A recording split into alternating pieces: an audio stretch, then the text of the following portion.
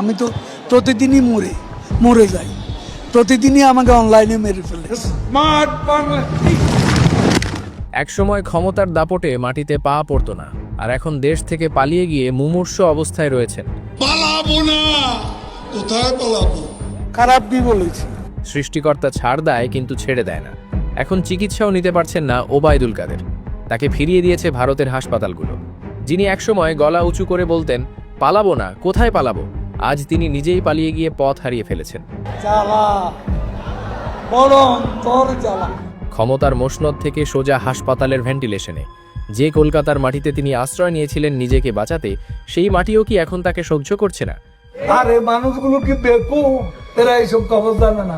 খবর আসছে কলকাতার অ্যাপোলো হাসপাতালও তাকে রাখতে চাইছে না। আধুনিক চিকিৎসা, লাইফ সাপোর্ট, ভেন্টিলেশন সব থাকার পরও হাসপাতাল কর্তৃপক্ষ তাকে বাড়িতে পাঠিয়ে দিয়েছে। কেন? চিকিৎসার অভাব নাকি নিয়তির লিখন? একজন ভিআইপি রোগী, যার ইশারায় বাংলাদেশের রাজপথ কাঁপত, আজ ভিন দেশে তার চিকিৎসা নিয়েও কেন এত টানা পড়েন? ভারতের চিকিৎসকরা কি হাল ছেড়ে দিয়েছেন, নাকি ওবায়দুল কাদেরের কৃতকর্মের ভার আর ওই লাইফ সাপোর্ট মেশিন নিতে পারছে না? পরিস্থিতি কতটা করুণ একবার চিন্তা করেছেন? 2 জানুয়ারি হঠাৎ করেই নিভে আসতে শুরু করেছিল ওবায়দুল কাদেরের জীবন প্রদীপ। শ্বাসকষ্ট, বার্ধক্যজনিত সমস্যা আর মানসিক চাপ সব মিলিয়ে তিনি হয়ে পড়েন সংজ্ঞাহীন।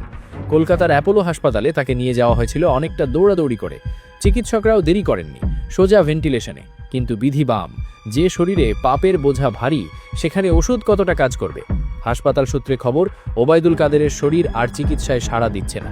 এতটাই সংকটাপন্ন অবস্থা যে তাকে হাসপাতালে রেখে আর কোনো লাভ দেখছেন না ডাক্তাররা। তাই পরিবারের সদস্যদের ডেকে পরামর্শ দেওয়া হয়েছে বাড়িতে নিয়ে যান। হাসপাতালের বিছানাও যার জন্য বরাদ্দ থাকছে না, তার গন্তব্য এখন কোথায়? তাকে নাকি আবার সেই নিউ টাউনের ভাড়া বাড়িতেই ফেরত পাঠানো হয়েছে। সেখানেই চলবে নামমাত্র চিকিৎসা। মৃত্যু কি তাহলে শিওরে দাঁড়িয়ে কড়া নাড়ছে? অথচ এই মানুষটি জুলাই মাসে কি দাপটটাই না দেখিয়েছিলেন। ছাত্র জনতার উপর যখন গুলি চলছিল, তখন তিনি ক্যামেরার সামনে এসে অবলীলায় মিথ্যা বলে গেছেন। জুলাই গণ অভ্যুত্থানের সময় হাজার হাজার মায়ের বুক খালি করার নির্দেশদাতা হিসাবে যার নাম বারবার উঠে এসেছে, তিনি আজ নিজেই জীবন মৃত্যুর সন্ধিক্ষণে। একটা সময় ছিল যখন ওবায়দুল কাদেরের সংবাদ সম্মেলনের জন্য সাংবাদিকরা অপেক্ষা করতেন। দামি স্যুট, চোখে দামি লোদ চশমা আর হাতে দামি ঘড়ি। সেই ঘড়ি কি এখন তার খারাপ সময়টা আটকাতে পারছে? এদিকে মুমূর্ষ অবস্থাতেও তার দল এবং অনুসারীরা বিষয়টাকে গুজব বলে প্রচার করছে। ওবায়দুল কাদের যখন ভেন্টিলেশনে, তখন আওয়ামী লীগের কিছু নেতা প্রচার করেছেন ওটা কিছু না, শীতের কারণে একটু ঠান্ডা লেগেছে, রুটিন চেক আপ চলছে। যেমন দলটির যুগ্ম সাধারণ সম্পাদক আফম বাহাউদ্দিন নাসিম তো বলেই দিলেন ভেন্টিলেশনের খবর নাকি গুজব। তাদের নেতা জীবন মৃত অবস্থায় পড়ে আছেন, হাসপাতাল তাকে ফেরত পাঠিয়ে দিচ্ছে, আর তারা বলছে শীতের ঠান্ডা। এই মিথ্যাচারই কি তাদের পতনের মূল কারণ ছিল না? সত্যকে আড়াল করার এই যে চেষ্টা, এটা ওবায়দুল কাদেরের শেখানো পথেই হাঁটছে তার শিষ্যরা। তবে কলকাতার বাতাস কিন্তু অন্য কথা বলছে। সেখানে থাকা আওয়ামী লীগেরই আরেক নেতা নাম গোপন রাখার শর্তে স্বীকার করেছেন, কাদের সাহেবের শ্বাসকষ্ট গত সপ্তাহ থেকেই বাড়ছিল।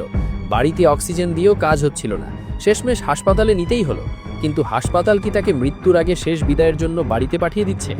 জুলাই বিপ্লবের পর ওবায়দুল কাদেরের পলায়ন পর্বটা ছিল সিনেমার চিত্রনাটের মতো। যে মানুষটা বিরোধীদের বলতেন কোথায় পালাবো, সেই তিনি লেজ গুটিয়ে পালিয়েছেন। 5 আগস্টের পর টানা 3 মাস তিনি দেশের মধ্যেই ইঁদুরের গর্তে লুকিয়েছিলেন। বাসা বদল করেছেন ঘন ঘন, যাতে কেউ চিনতে না পারে। আর শেষমেশ নভেম্বরের দিকে রাতের অন্ধকারে সীমান্ত পাড়ি দিয়ে তিনি পৌঁছেন ভারতে।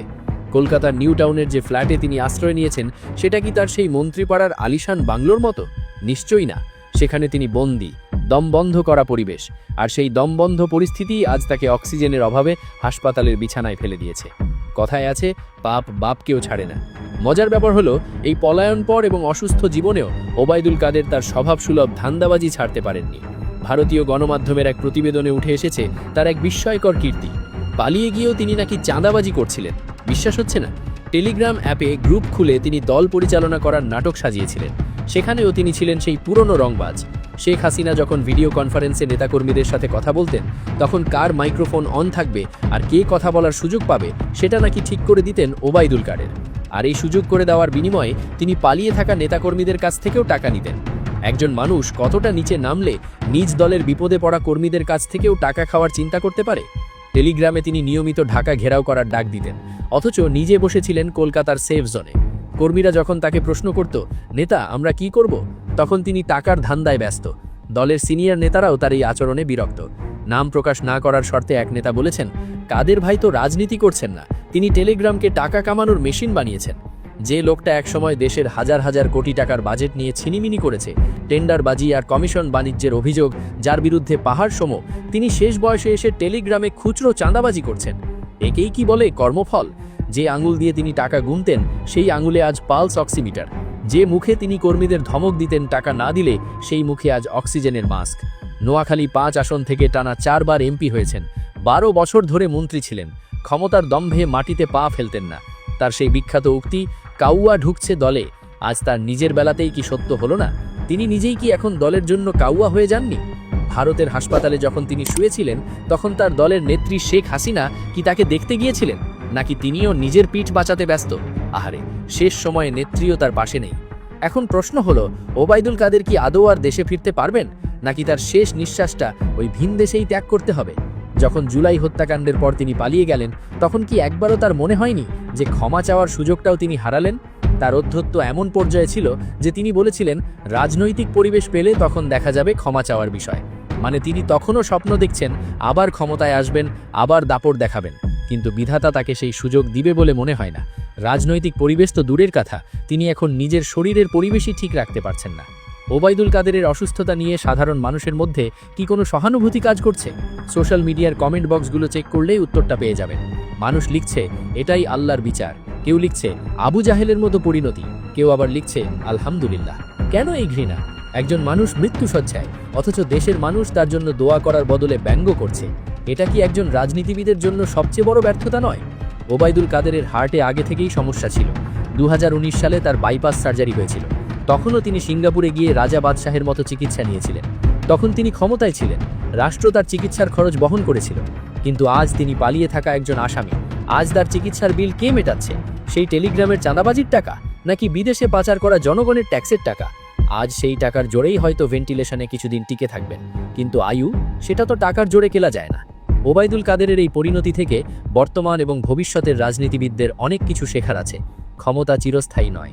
আপনি যত বড় নেতা হন না কেন, যত বড় মন্ত্রী হন না কেন, দিন শেষে আপনি একজন রক্ত মাংসের মানুষ। জনগণের অভিশাপ যখন লাগে তখন রোলেক্স ঘড়ি, স্যুট আর সিঙ্গাপুর আমেরিকার ডাক্তার কিছুই কাজে আসে না। ওবায়দুল কাদের চেয়েছিলেন তার বিরোধীদের নিশ্চিহ্ন করতে, তিনি চেয়েছিলেন আজীবন ক্ষমতায় থাকতে, কিন্তু আজ তিনি নিজেই নিশ্চিহ্ন হওয়ার পথে। তার অস্তিত্ব এখন একটি লাইফ সাপোর্ট মেশিনের সুইচে ঝুলে আছে। কেউ যদি সেই সুইচটা বন্ধ করে দেয় তাহলেই সব শেষ। যে ওবায়দুল কাদের একসময় পুরো বাংলাদেশকে সুইচ টিপে নিয়ন্ত্রণ করতে চেয়েছিলেন, আজ তার নিয়ন্ত্রণ অন্যের হাতে। প্রকৃতির বিচার কেমন হতে পারে তার প্রমাণ বোধহয় আমরা দেখতে চলেছি। চোখ রাখুন, কারণ এই নাটকের শেষ দৃশ্যটা দেখার জন্য পুরো বাংলাদেশ অপেক্ষা করছে।